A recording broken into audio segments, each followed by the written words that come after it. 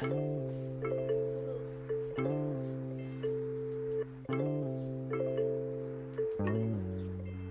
everyone, I think people should be joining us now. Hello. I'll let people in as and when they come. Another one. Hello everyone and welcome to this week's Garden Club. I'm going to give it a few more minutes because I've still got people coming in, and I'm sure we will for a few more minutes. In case you haven't come before, my name is Max. I work for Candide and am the content editor. This week we'll be joined by Robi from Loof Terrariums, who's a bit of a houseplant guru. And I'll give it a couple more minutes. Robi, I don't know if you just want to kick us off maybe with just a little bit about yourself while we wait for people to come in. Yeah, all right, let's do this. Well, thank you so much to Candide for inviting me to do this and for organising and hosting this garden club. It's so nice to meet all of you virtually, and I hope you're all staying safe and sane in these kind of weird ass times. So if you don't know me, I'm Robi. I have my own company called Loof, and I also work part-time at a plant shop called Wild Leaf. So Loof I started in 2016, and that kind of came about as a coping mechanism for my mental health. So that year I discovered terrariums, and that kind of just completely blew my mind, and I just found the whole process of working with plants and with my hands extremely therapeutic. So it kind of just started as selling pre-made terrariums. It's now evolved into hosting terrarium workshops, and this year I was going to be releasing a load of houseplant courses to help you become better with your houseplants. So that's kind of had to be put on hold for the time being, but I'm doing loads of other social media stuff instead. About just over 2 years ago, I started at Wild Leaf, and that has been really great for my personal development. It's really given me confidence in my skill set and my knowledge with houseplants. And yeah, it's just been fantastic, and it's really been able to kind of boost my business as well. So tonight I thought I would talk to you all about epiphytic ferns. And I always hear this kind of ongoing topic that people love ferns, but they often end up killing them. And I was pretty much the same until I started growing more epiphytic ferns. So what makes a fern a fern? So there's some characteristics that are slightly different to regular plants, which I'll get to in a minute. But ferns are some of the oldest living organisms on Earth, which is pretty mad, and they are the second most diverse group of vascular plants, and there's estimated to be up to about 15,000 possible species of ferns, which is, again, crazy. So, what are the... Just before you get started, just before you show everyone, if anyone's got any questions, I think Robi's going to show us her ferns for a little bit now, and just talk about the epiphytic, all the varieties she's got there. If anybody has any questions, hold off till the end and just type them in the box, and we'll get to them at the end, and we'll have a bit of a Q&A chat session after that. Sorry to interrupt, Robi. No worries. Thanks. All right, thank you. From Sarah, so did you find how to change the view, saying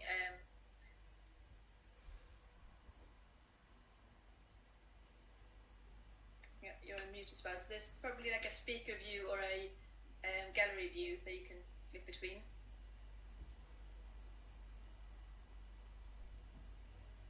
Sarah, did you figure it out? Perfect. Cool, right. Robi. Good to go? Yeah, perfect. Wicked. All right, so what are some of their characteristics?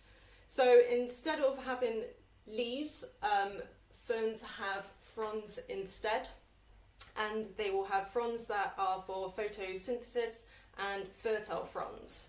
So the best fern to kind of show you the fertile fronds is my huge asplenium, and you can see, oh, if I can get that underneath, you can see the spores on the underside of the fronds, and that is another characteristic of ferns. Ferns do not flower and they reproduce via spores instead. They also don't have stems like other more regular kind of houseplants and plants, but they usually have these kind of rhizomes instead. Don't know if you can see these. So these rhizomes will either grow across the surface or underneath. Fern root structures as well are a little bit more fibrous and a bit more kind of darker in nature. So what makes a fern an epiphyte? So an epiphyte is a type of plant that grows on something else. So generally they will be growing up in a forest canopy, so attaching themselves to trees, or sometimes they can be growing on a bit more of a rocky surface. So they are not parasitic, they don't cause any harm to the hosting plant, and they take all of their nutrients in from the rainwater and from the leaf debris. So what makes me favour these ferns over the ground dwelling counterparts? Well, I pretty much just kill any Boston or maidenhair fern that comes into my possession, and I think that's down to those types of ferns. They need that slightly more controlled environment, so something that's a bit more temperate and more moist, and those kind of conditions are a little bit harder to kind of give those plants in our homes. So that's why I like and grow epiphytic ferns, is that they don't want to dry out. They seem a little bit hardier than most, and they kind of seem to tolerate the kind of average room humidity and the slight change in temperatures too. So I'm going to share with you some of my favourites. So I'm going to start with this guy at the back, and this is one of my oldest ferns. So this is a bird's nest fern, or known as Asplenium nidus, and I've had this one for probably about 3 years, and I've not had to repot it, and it's quite a big size in comparison to the small pot it's in. It's pretty low feeding as well. I've not really had to fertilise it that much, which also is another benefit to them. So another good thing about aspleniums is that they come with a lot of varietals, especially in the nidus group, and this is another one, and it's got these really kind of cool little frilly edges. It's really big. It's almost taking over my room in the back room, and I love how the new fronds emerge from the central crown. It's just really, really cool. And again, I've not had to repot this one, and it's still in the same pot that I got it in. But one asplenium I think everyone should add to their collection is the Asplenium pivati. And this is a little bit more classical looking, but what I really, really love about this fern is that it will really kind of wilt and be quite dramatic, almost like a spathiphyllum, where it will just look really sad, and then after you water it, they really perk back up. And this one, yeah, I absolutely love, because even if it is looking a bit dehydrated, it still looks beautiful. All right, next one. So this one is commonly known as rabbit foot fern. It can also go by the name of tarantula legs or spider leg fern. So it's in the genus Divalia, but I can't really pronounce the species, so I'm gonna forget about the species name. And I really like this one because of those really weird furry rhizomes. And I'll be honest, when I first got this plant, I was definitely treating it a lot more like a ground dweller, and the same with another one I'll show. and I did come close to killing them off because I was over watering them. And what else, I don't know if I'm going to be able to show this. The new fronds, when they're coming through, are really nice and like a dark burgundy. I don't know if you can see that. Just about See it, yeah. Yeah. So I really like that they come through this kind of darker colour and then they kind of come out to this really lush green. And yeah, that's another really good one to add to your collection. So another good one, which is chilling in my bathroom, is the Microsorum diversifolium. This is known as kangaroo fern. And again, it's got that similar structure with the kind of really furry rhizomes. And I find this one might be a little bit more temperamental, that if the rhizomes do get a little bit wet, they easily rot away, so you might just need to be a bit more mindful with this one.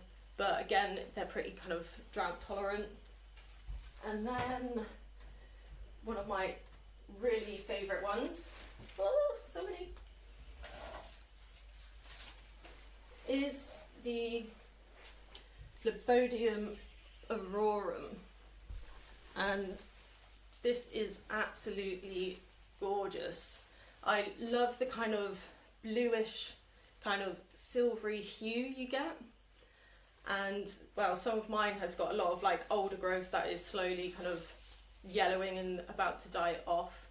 But I also, you can just see the really furry kind of golden rhizomes there. And I think that's really cute. And it's really nice to kind of watch the new fronds emerge, if you can see that. And then What is a rhizome, Robbie? so it's almost like, I guess, like a modified stem in a way. So it's somewhere in between like a stem and like the root system. So if you wanted to, you would be able to kind of cut the rhizome back and then grow from that. I've not tried it myself, so I'm not sure how easy it is to do that, but that's how I think they would naturally kind of like propagate in the wild as well. But yeah, the rhizomes, you can find them either crawling across the ground, or sometimes they'll be underneath the ground and they can then go along and then pop up. So kind of a bit like with Sansevierias, where they've got the underground tubers that kind of go underneath and then they can produce pups. So that kind of thing. Make sense? Yeah, makes sense to me. And then finally, I thought I would show you this Phlebosia. I can't remember the full species name, and this is a relatively new plant to the market. So it's a cultivar, it's a hybrid between Phlebodium, which is this one at the back, and Pyrosia, I don't know. Rosie said it earlier, but it didn't really stick in my mind. So this is meant to be even more kind of drought tolerant than other epiphytic ferns, but to be honest, I find all of them to be pretty drought tolerant and pest resistant as well. So caring for your epiphytic fern. So most of these guys are situated in my northwest facing bathroom, or the aspleniums are in my northwest facing bedroom. So they all get that little bit of evening sun, especially if it is on a good day, but during the day it's pretty shaded, especially now that we've got trees that are kind of in front of our, well, not too close to our window, but it definitely it blocks kind of like the reflected light from the houses. So sometimes in the summer we get a lot less light in our bedroom than we do in the winter, if that makes sense. So you've got to kind of think about that. Like I said, because they're an epiphyte, they're not too demanding when it comes to watering, and I've got to the stage where I can kind of just pick them up and go, oh, that feels really light, I better give you a water. So if you are thinking about growing these plants at home, and I would totally recommend that you do, they are pretty versatile when it comes to light. So you want to kind of give them a bit of a dappled sunlight. So if they're growing up in that canopy, that's the amount of light they would really be naturally receiving. But they do go down to kind of partial shade, but you might find that the plant will lose some of its fronds, or it might not be as full and luscious. Watering, like I said, I allow kind of about half to 2/3 of the potting medium to dry out routinely, and then I let them soak up from below. And I find that's a really useful thing to do with any of the ones that have a bit more of a furry rhizome, just because I found that they don't like to be saturated in water and they don't like to be kept wet for too long. But if you've got somewhere that's really well ventilated, you might be able to get away with that. What else? Average room humidity should be absolutely fine. The ones in my bathroom obviously do receive a little bit more humidity, but I don't think they would mind if they didn't receive them as much. And that is pretty much it. Anything else? Fertilising. Yeah, like I said, they are pretty low feeders.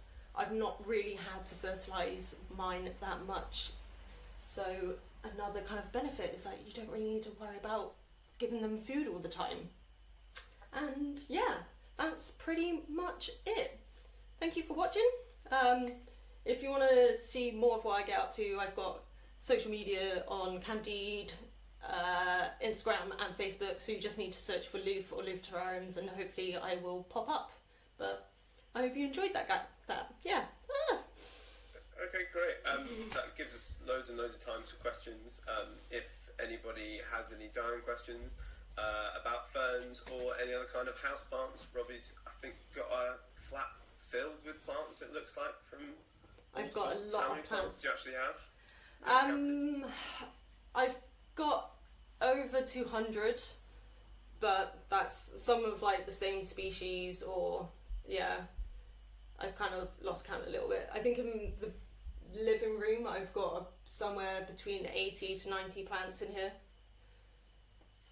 That's amazing. Got a few questions. One from Sarah. Do you cut off the yellowing leaves?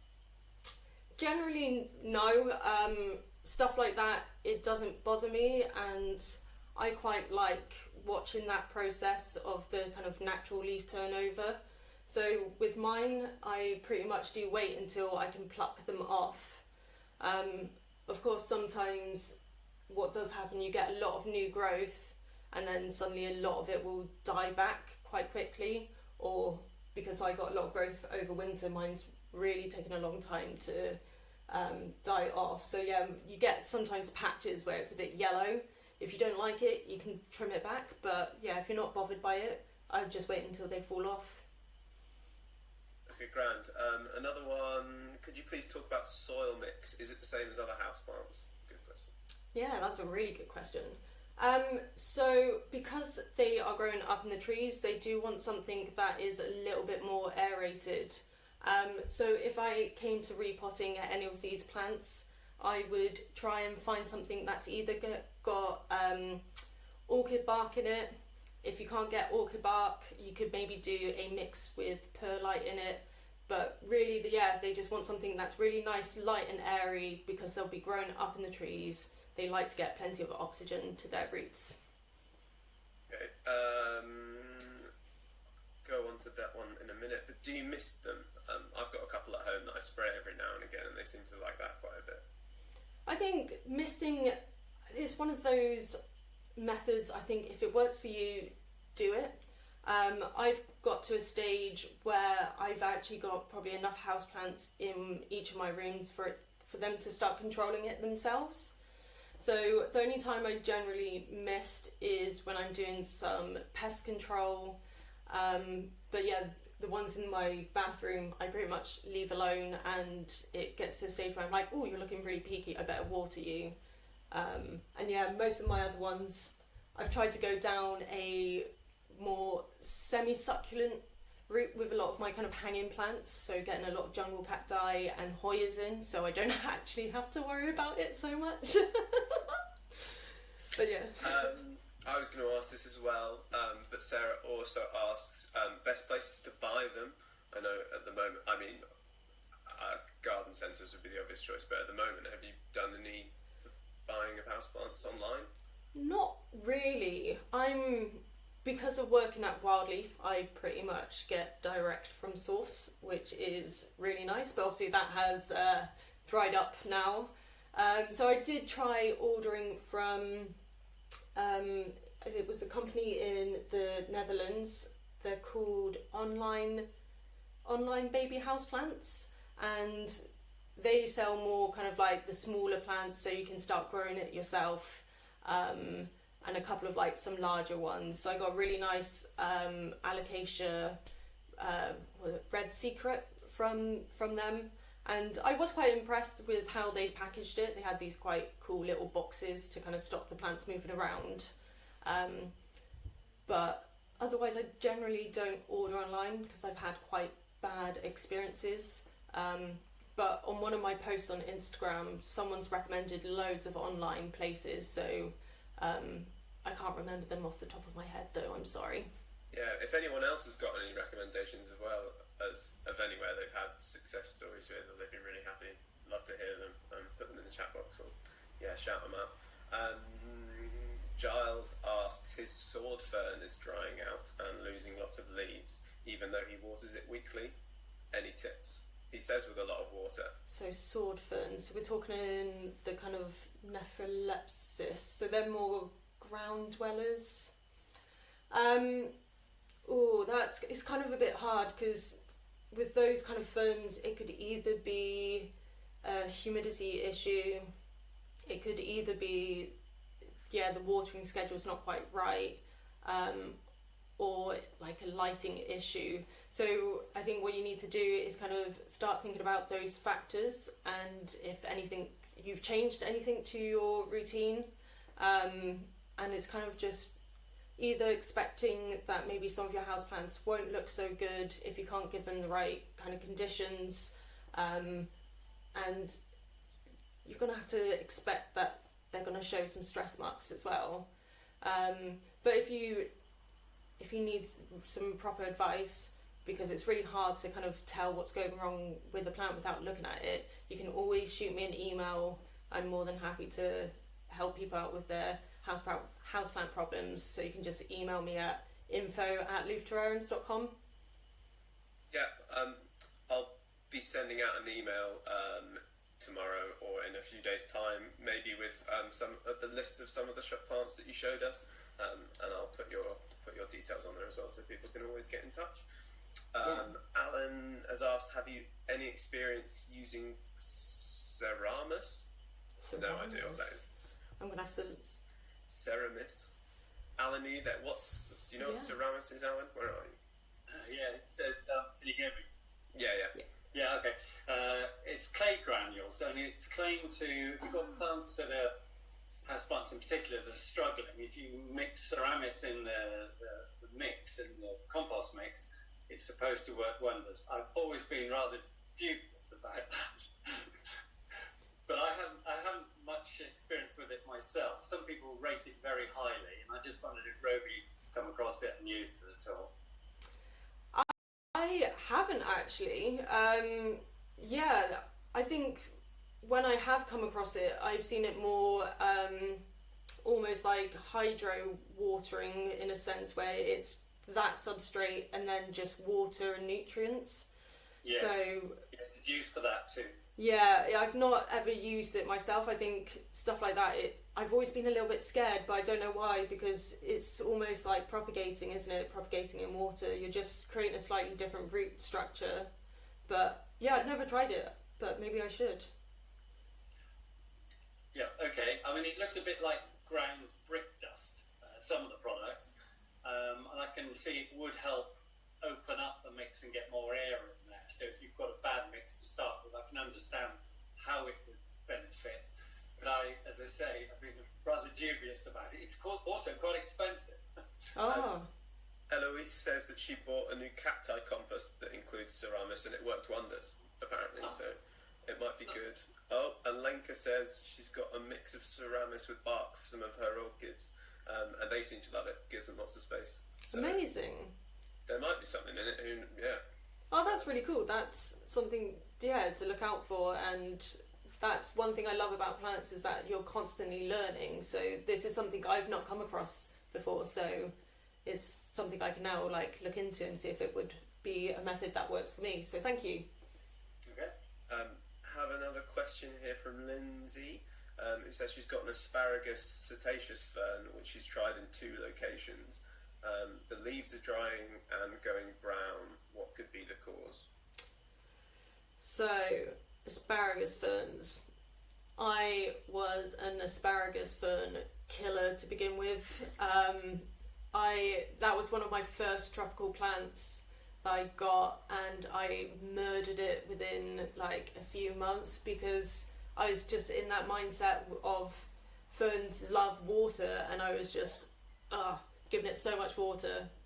But now I've got a little bit better. I've got 2 in my bathroom now, and for me that seems to be the ideal spot for them. So I find that humidity is definitely a bit more important for them.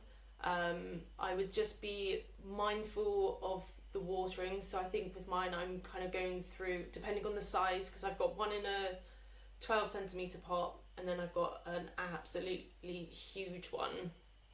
And my bigger one, I've got a little bit more leeway, because obviously the pot's bigger, it takes longer to dry out. So I can kind of leave that one for a little bit. But the smaller one, I've definitely almost killed it by moving it from my bathroom into the living room, and just about half of it died off, and I panicked and I put it back in the bathroom. And I've only now noticed that a tiny little frond emerging, and it's taken months for it to kind of bounce back. So if you've got really nice light in your bathroom, I would try it there. So somewhere really nice, bright. Like I said, it gets a little bit of direct sun, so either kind of morning or late afternoon would be ideal, or even in maybe a kitchen, somewhere that is just a little bit more kind of humid, and that should help, hopefully. I've got one on my desk at work that wasn't doing too well until I started spraying it regularly, and then as soon as I did that, it started picking up and growing. So I think if you can't get that humidity somewhere, then just a normal spray bottle might be a good option. A question from Ellen. Her bird nest fern grows very slowly and has brown spots along the edge of some of the leaves. She's noticed the soil is quite packed but isn't root bound yet. Do you know what I might need to change about this? I'm watering as it dried out on top, and I've had it for a few years, but nothing much is changing. That was a long... I don't know if Ellen's here and wants to say a bit more about it, but if not, that message is at the side. With my bird's nest, I've got a little bit of especially on this one, and this was really by trial asplenium, and you can really see the kind of blackening marks on the edges, and that is probably slightly down to the root system becoming a little bit too compact within that compost, and some of them becoming slightly asphyxiated. So that's when the roots aren't really able to take in the oxygen anymore. So they do like to be root bound, so that shouldn't really be too much of an issue.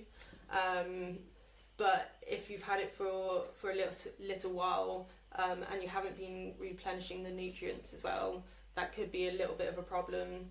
I also find that the central crown of the bird's nest fern, which is this middle bit here, really needs to get adequate light. So I put one in my south-facing living room that gets some morning light, and that kind of exploded over winter just because it was a little bit gentler.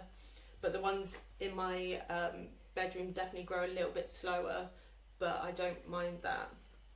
So I would maybe just kind of check your watering.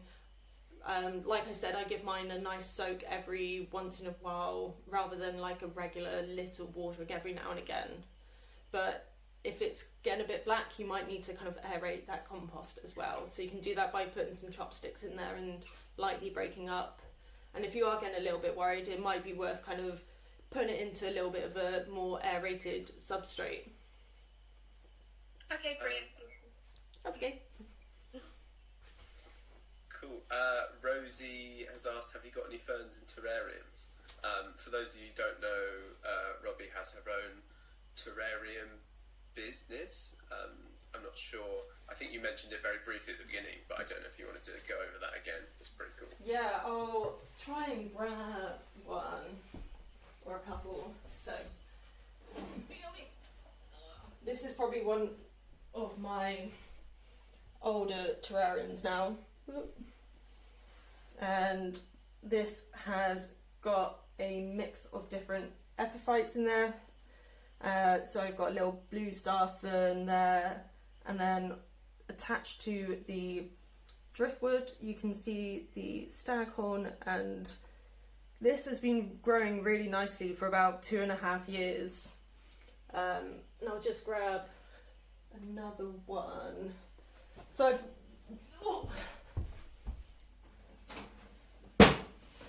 oops. So again, yeah, I mainly use Epiphytic Ferns because I've got that little bit of give with them. So in this one I've got an Asplenium right towards the back, one of the furry Calathias, a Photonia, and then a little trailing Tradescantia. So yeah, I usually use kind of Epiphytic Ferns again.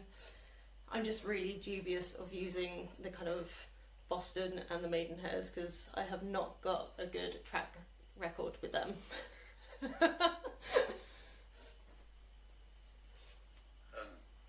Amazing. Those terrariums are so cool.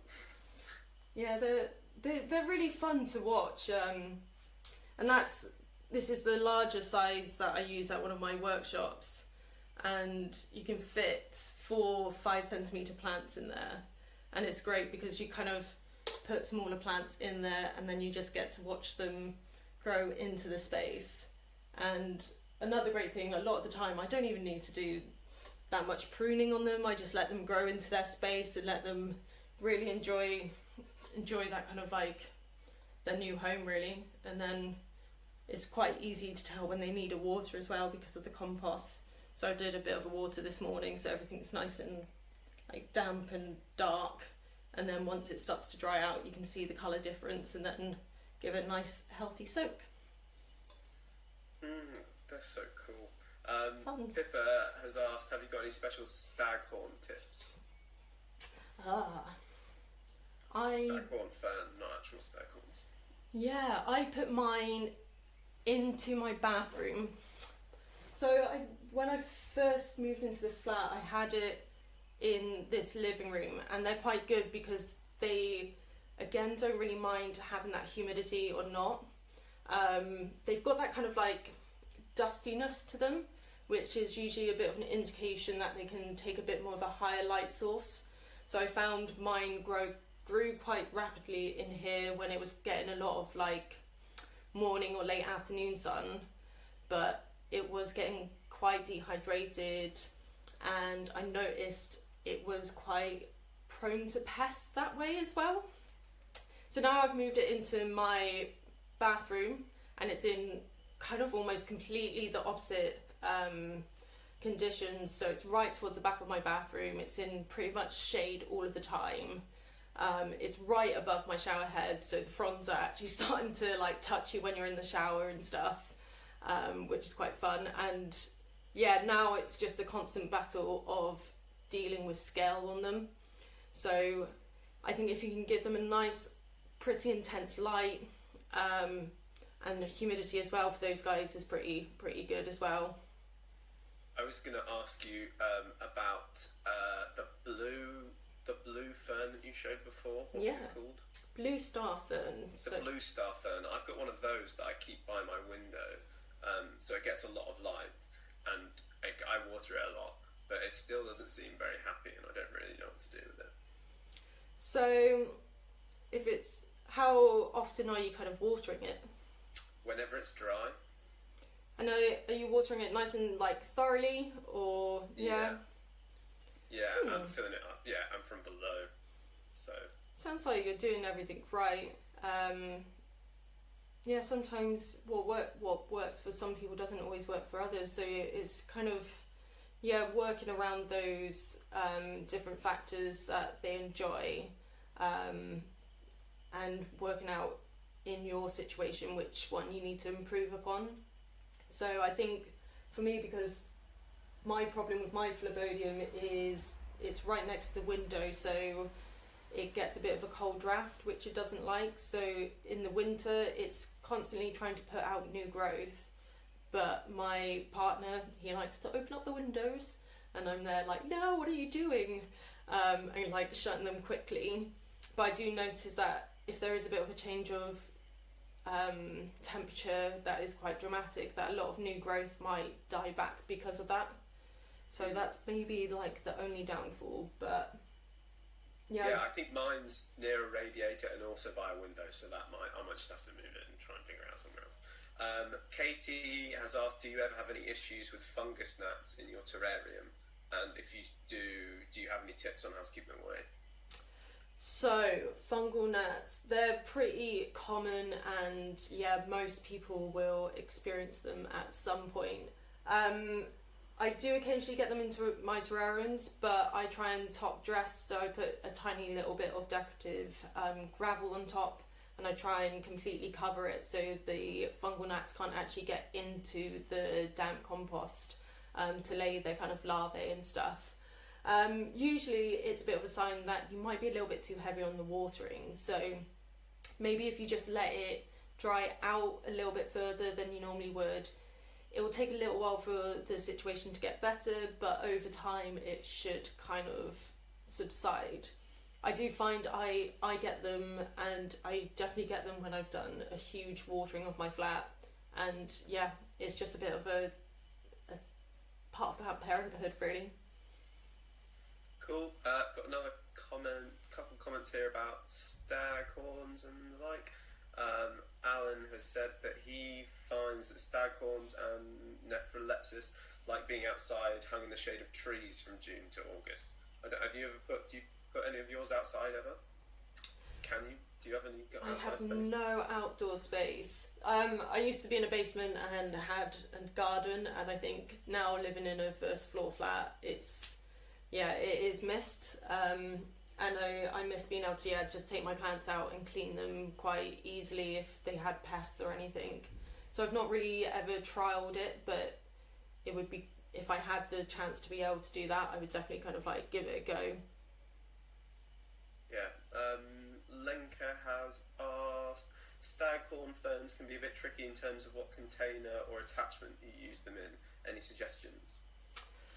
I've still got mine in its nursery pot, and I'll be honest as well, the compost that I used on it is some compost that I found on the side of the road, so that's probably not actually helping the kind of pest issues, but whatever. But I've kind of thought about repotting him possibly this year into something more like a hanging basket. So in my bedroom I've got some hanging baskets with like outdoor hanging baskets with the kind of proper coconut lining that have what have I planted into them, like philodendrons, scindapsus and epiphragmums, and they really enjoy it because there's kind of oxygen coming from all angles, and I think that would be more beneficial for kind of like my staghorn as well. I just haven't got around to really bothering, but I think you can get these like fabric type containers, and I'm not sure what they're entirely made out of, but it's something I would like to look into, so if anyone actually knows, that would be grand. But you can get these fabric containers, so the plant isn't actually sat in plastic, because pretty much the downfall of plastic is that it does keep the moisture in. So if you've got those plants that like to be a bit more aerated, it can kind of keep the moisture in maybe a little bit too much. Wonderful. Thanks. That's, I think, all the questions we've got on the side. I don't know if anybody has any more that they'd like to voice, whether you can type it or just say it out loud. Happy to do either. Other than that, have you got any more tips and tricks, Robi? Or anything else from you that you want to let everyone know about? Get some jungle cacti, because jungle cacti are amazing. Oh, I nearly just knocked a terrarium over in my excitement then. But yeah, that's another obsession, and I'll quickly unplug my computer to show you guys. I was really hoping that this would actually be fully in bloom, but this is my I think it's now a Dizzo cactus Acamalii, but known as Epiphytic. So yeah, I was really hoping he was actually going to open up, but that is going to open up within the next day or two.